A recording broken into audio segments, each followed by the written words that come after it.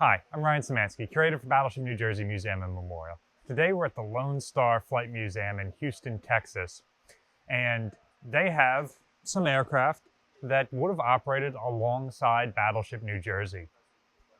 When Battleship New Jersey was reactivated for the Vietnam War, she was outfitted to take control of Snoopy drones.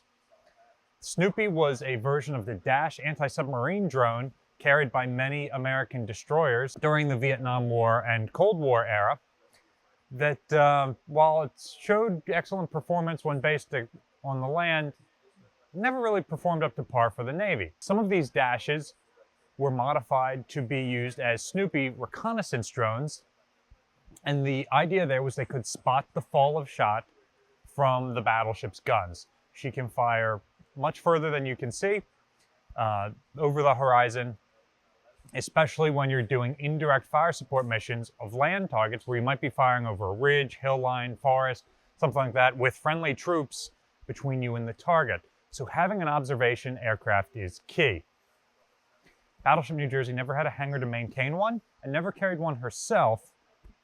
The idea was that these aircraft would be launched and recovered by escorting ships, and then the battleship could take control to help spot the guns. In practice, Battleship New Jersey often did not have escorting ships operating with her.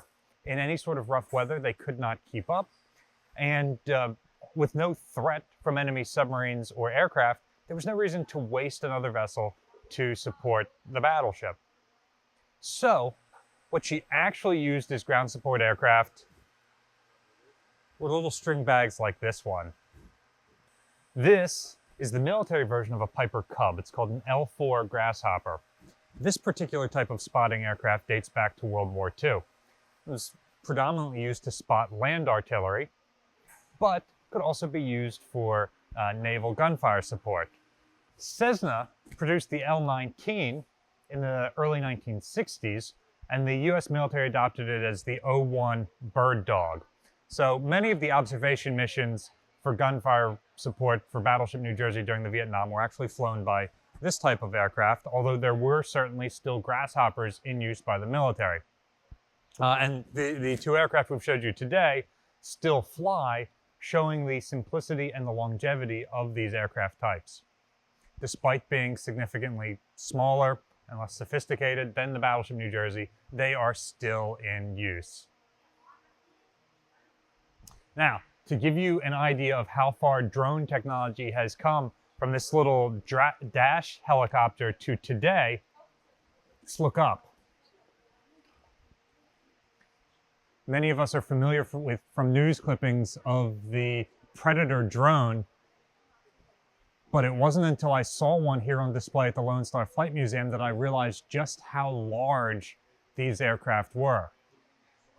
So to give you an idea of scale, one curator has a 6-foot wingspan, but the Predator is 8 times that, 8 curators wide with a 49-foot wingspan.